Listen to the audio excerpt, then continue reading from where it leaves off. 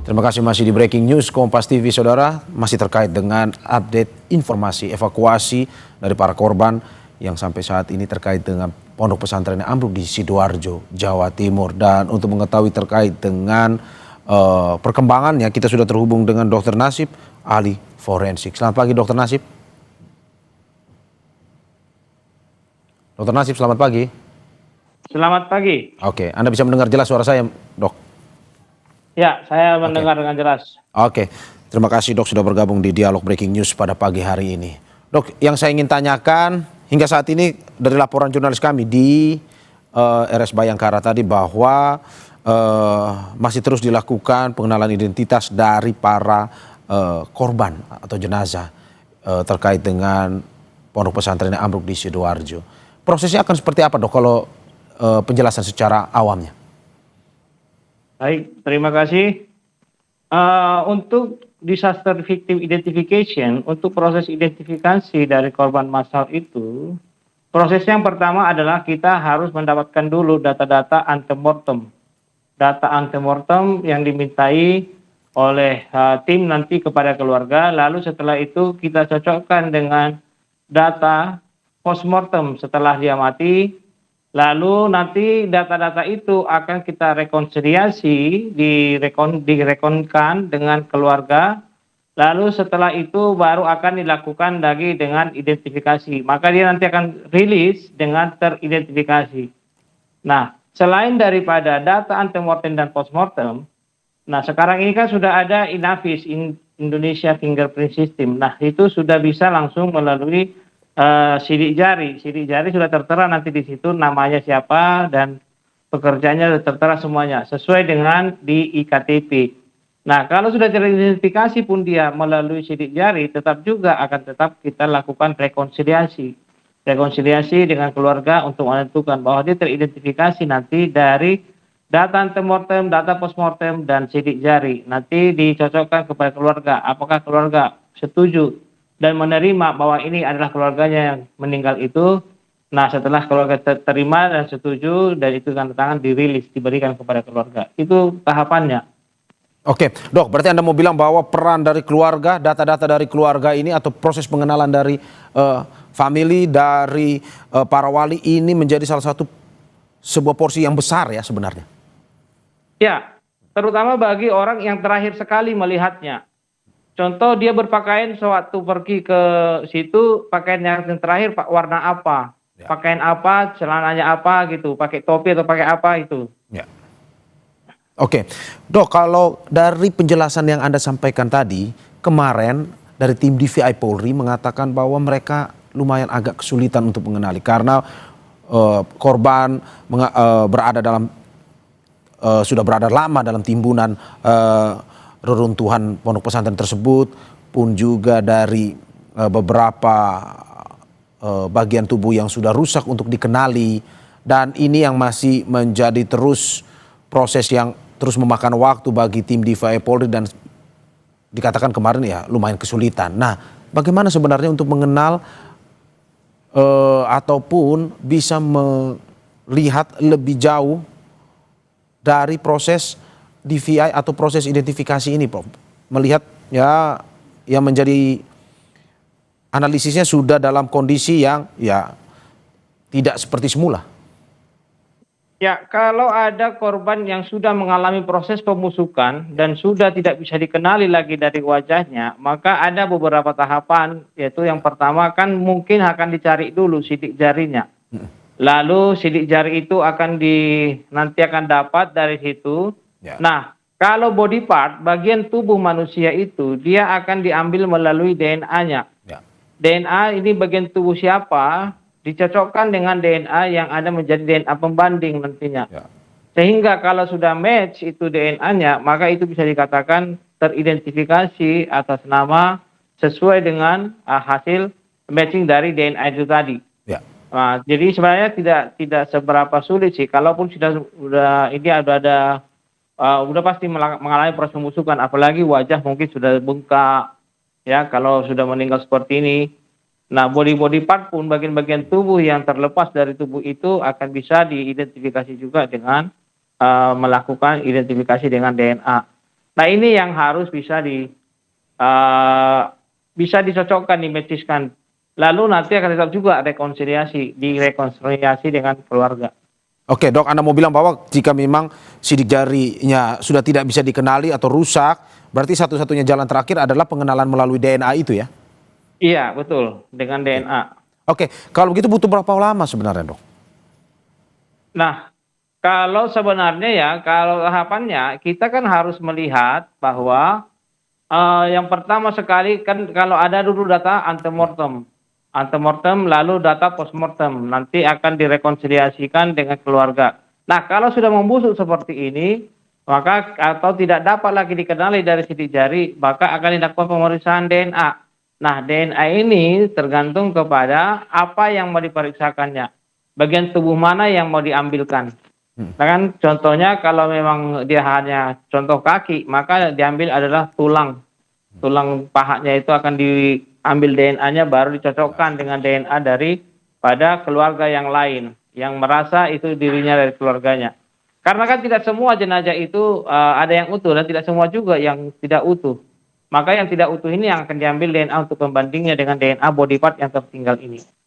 Oke. Nah biasanya itu sih kalau pakai DNA itu ya tergantung kepada DNA-nya. Tapi kalau rekonsiliasi tentang dengan sidik jari, kalau sidik jari teridentifikasi, maka itu langsung segera biasanya supaya cepat dikebumikan. Karena makin lama makin busuk, makin bau. Oke, berarti kalau secara ilmiah penjelasan yang dari tadi Anda sampaikan, walaupun dalam kondisi yang tidak dikenali lagi bagian tubuhnya, tetapi memang masih bisa dikenali dengan proses DNA tadi ya? Sesusah apapun Ya, betul. tetap melalui DNA tadi ya? Iya, betul. Oke, Betul. Prof, kalau misalkan kita katakan antara data yang dibawa oleh keluarga dan DNA-nya sampai saat ini mungkin saja belum ada kecocokan. Apa proses selanjutnya misalnya? Nah, kalau tidak ada kecocokan dengan DNA ini atau dengan data antemortem itu tadi, direkonsiliasi itulah nanti akan dijelaskan kepada keluarga. Contoh ya, saya bilangkan bahwa hasil pemeriksaan data antemortem yang mengatakan bahwa namanya si A. Dan hasil dari data postmortem tetap namanya si A. Tapi dari data dari DNA, Ya. dia tidak si A. Dan itu diberitahukan kepada si keluarga hasil rekonsiliasinya itu. Nanti kan rekonsiliasi ditemukan dengan keluarga. Ya. Hasilnya data postmortem ini, tapi DNA-nya begini. Bagaimana Bapak Ibu kalau kami sudah meyakini bahwa ini adalah si A. Nah, keluarga terima atau tidak? Nah, kalau dia terima ya ditandatangani teridentifikasi dengan itu. Nah, bisa jadi ketidakcocokan DNA itu mungkin apakah itu tidak anaknya kandung atau bagaimana kita tidak tahu. Ya, ya. Tapi Oke. jelas apakah mereka terima tanda tangan rilis dilepas. Oke, kalau kita berbicara seperti ini, Dok, lebih valid mana sebenarnya? Data antemortem, DNA atau sidik jari sebenarnya? Nah, data yang paling valid itu adalah DNA dan sidik jari. Itu yang data primernya, yang data sekundernya itulah antemortem dan postmortem. Kalau sudah DNA teridentifikasi, DNA itu adalah jaminannya bahwa sudah DNA teridentifikasi sudah. Oke. Karena hampir tidak ada sama DNA di seluruh muka bumi ini belum ada. Walaupun kembar sekalipun tidak bisa. Oke, biasanya Dok kalau kita lebih teknis melihat satu korban atau satu jenazah, untuk pemeriksaan itu butuh waktu berapa lama biasanya Dok untuk mengenalinya? Kalau satu jenazah itu biasanya kita kan data antemortem kan ada timnya antemortem. Ya. Ada tim postmortem. Nah, Ya. postmortem, antemortem itu dimintai keterangannya, postmortem itu paling 4 jam atau 5 jam dilakukan pemeriksaan. Mulai dari hit ke tetu, mulai dari kepala sampai ke kaki, itu nanti diperiksa data Ya, ya. postmortem. Nah, itu biasanya 4 sampai 5 jam, bahkan bisa juga sampai 6 jam, tergantung kepada kondisi daripada jenazah ini. Ya. Kalau jenazah sudah membusuk, nanti bagaimana kita akan membersihkannya dengan bagus, atau banyak lukanya, atau bagaimana nanti, pokoknya kita usahakan bisa mendapatkan data-data postmortem ini.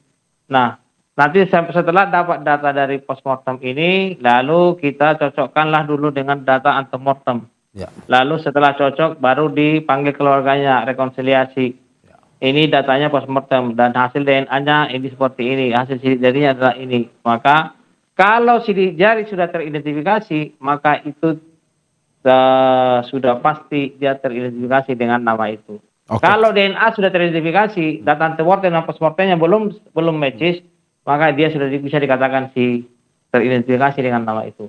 Oke. Itulah data primer. Oke, kalau data-data yang diambil dari orang tua atau wali ataupun dari keluarga biasanya apa, Dok? Apakah mungkin dari pengenalan anggota tubuhnya ataupun pakaian ataupun tadi Anda sudah jelaskan, atau juga mungkin darah yang diambil atau apa sebenarnya, Dok? Data-data antemortem itu yang dimiliki adalah data yang tidak dimiliki oleh setiap orang. Contoh, tai lalat, Ya, ya. tato, ya, atau bekas operasi parut, jaringan parut bekas luka, atau jarinya yang putus dari kelingking atau apa, atau yang luka. Nah, itu yang harus diberikan. Terus giginya bagaimana, apakah gigi ginsumnya bagaimana bentuknya, nah itu diberikan, ada fotonya.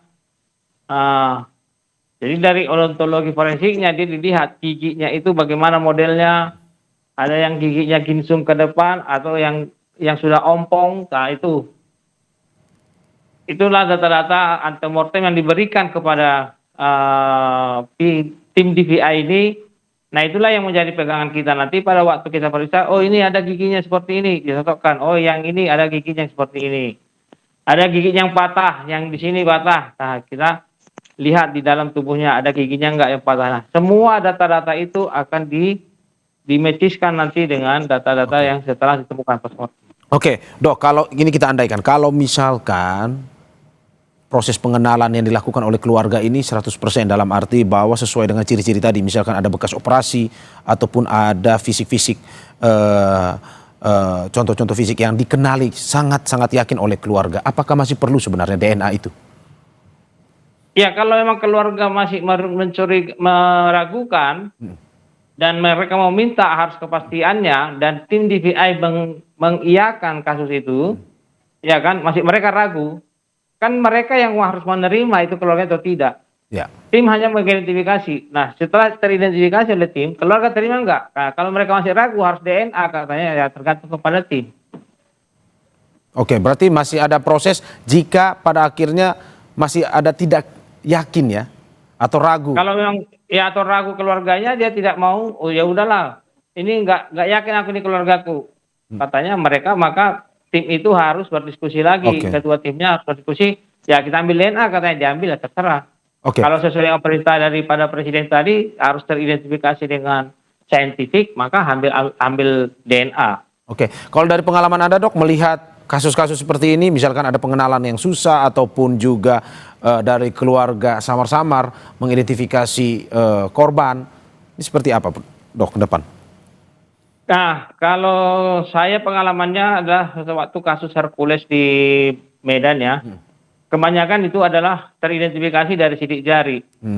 Nah, sidik jari itu karena kebanyakan kan rakyat Indonesia ini sekarang sudah pakai iKTP ya, sudah pakai sidik jari di KTP, sehingga teridentifikasi dengan sidik jari. Nanti kan dimasukkan sidik jarinya ke alatnya, maka akan nampak. Kalau masih diragukan, memang di sidik jari itu pun ada beberapa yang diragukan. Nanti berapa persen cyano, berapa persen cyano. Ya seperti itu nanti dilihatnya di Inavis itu. Nah, mana yang paling tinggi persentasenya? Nah, itu nanti akan didiskusikan.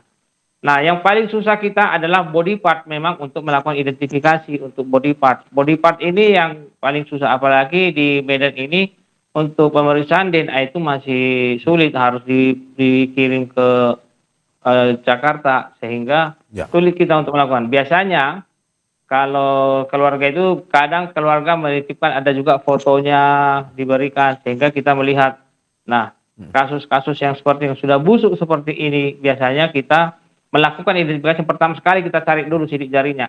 Terkadang kan kalau ada yang sidik jarinya sudah terkelupas karena dia disiram dengan air banyak, waktu itu kan kebakarannya disiram, sehingga kita cari lagi tuh koretannya itu dicari, dicocokkan lagi supaya dapat teridentifikasi.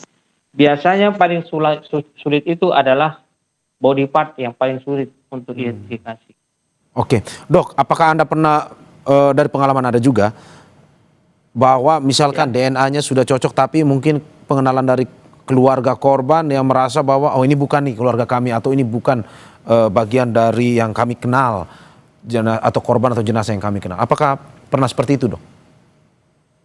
Pengalaman saya belum pernah karena hampir semua keluarga itu hanya menginginkan supaya tepat teridentifikasi. Kalau sudah kita cocokkan dengan DNA, mereka saya tidak pernah mendapatkan ada kasus seperti itu di sini. Kalau sudah cocok dengan DNA, mereka terima.